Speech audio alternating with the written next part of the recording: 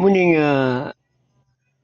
ang atong mga kapanahonan karon atong makita nga daghan na kayong mga katalagman sama sa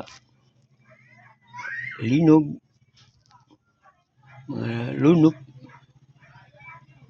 gira, kay ana-ana ang giingon sa Bible nga katong sadyang ang Ginoo nagalingkod dito sa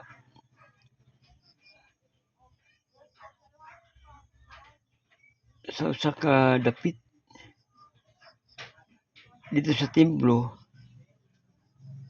at makita di sa Mateo 24 nagyon rin nga 24:3 nagyon rin nga now as he sat on the Mount of Olives the disciple came to him privately saying, tell us when will these things be, and what will be the sign of your coming and of the end age. Sadyang ang Ginoo nagalingkod dito sa bukid sa mga olibo ug ang mga disipulos miduol ngadto kaniya sa hilom nga tinagsa ug nagaingon gingnan nila ang Ginoo sadyang galingkod dito. Isupinli kami. Kano sa kanila may tabo nga ikaw sa ikaduha ni mo unsa may mga simbolo nga ikaw balik of the end of the age sa katapusan nga kapanahonan. Mao ni nga ang ikaduha nga nag-ingon dinhi na sa Bible nga makita rin nga sa 4. And Jesus answered and said to them, take heed that no one deceive you.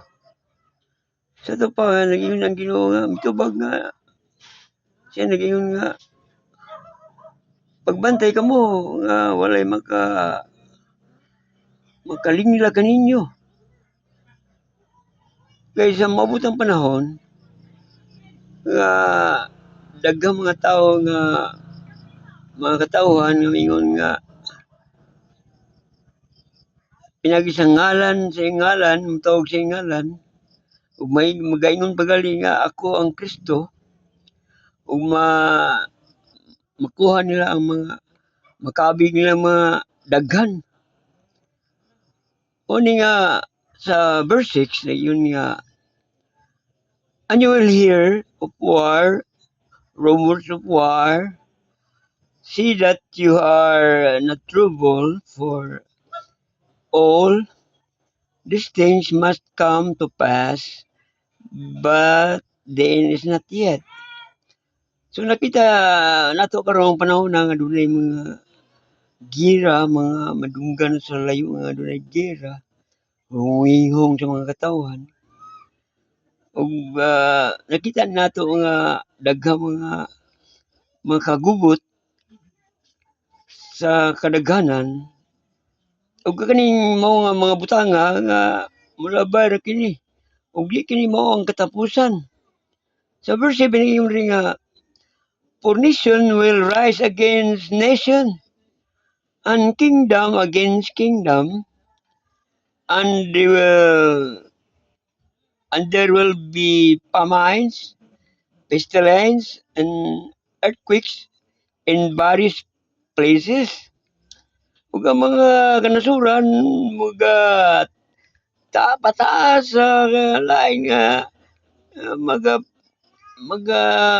pataas silang dawg-dawgon ng mga lain nga mga gingharian ug magkontraya ang mga gingharian ug makita nato nga dunay mga kalisdanan, kagutom ug mga kamatay sa kalibutan tungod sa mga linog makita na to nga daghan dito sa kuan katong may lugar dito sa South America nga daghan kay paglinog na nga tamakan sa building. Mo na nga sa verse 3 niingon diri nga verse 8, all these things are beginning of sorrows. Apag kining mga butanga mo kani ang sinugdanan sa kagulanan. Verse 9, niingon diri nga they will deliver you of tribulation and kill you. Ug kamo ilang dalon dito sa mga kasakitan ug kamo pamatyon.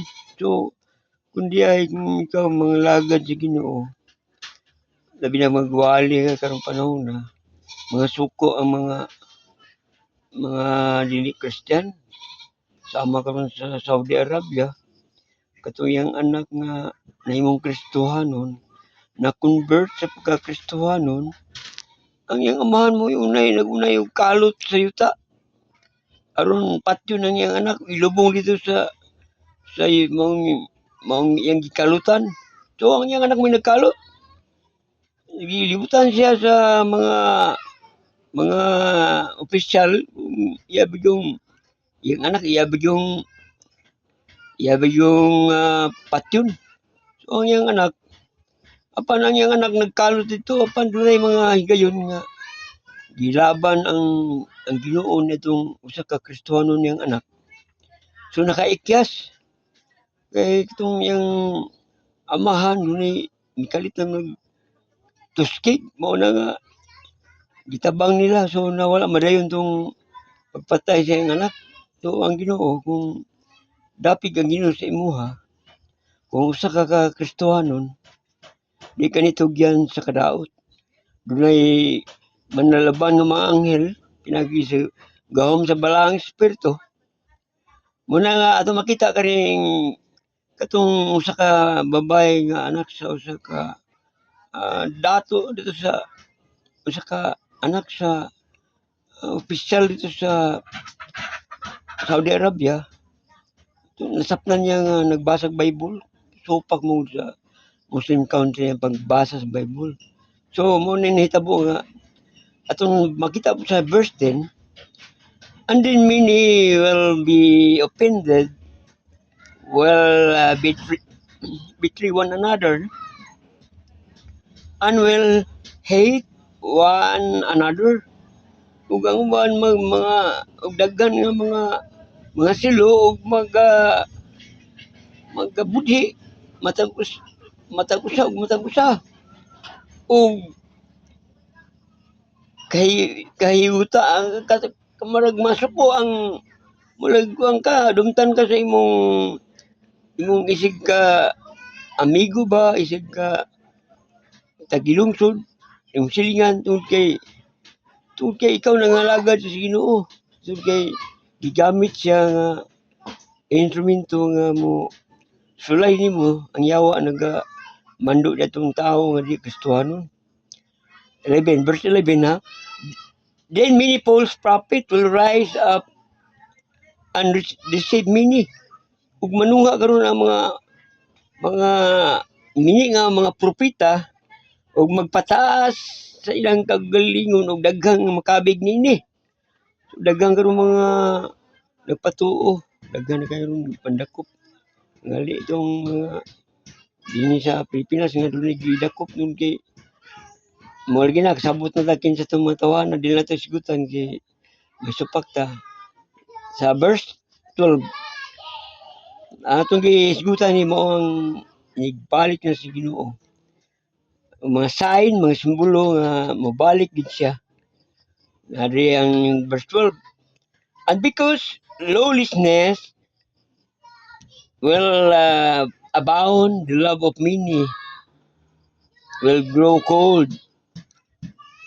Mo gini nga ang giingon tungod kay ang pamalaod miabot ang gugma ug ang mga mitubo nabugnaw tungod sa kalisdanan. 13 verse 13, but he who endures to the end shall be saved. So ang katapusan dahil kung ikaw wan gyud ka matindan gyud ka, ikaw maluwas gyud ka kung hugot yun ay mo pag-alagad sa Ginoo, pag mga taong mga nangalagad o nagtuong pinagi sa kaluwasan, kaya buhi ang kaluwasan mong good, gituga ka na karon. Kay ang kaluwasan dili na ang patay wala na kaluwasan.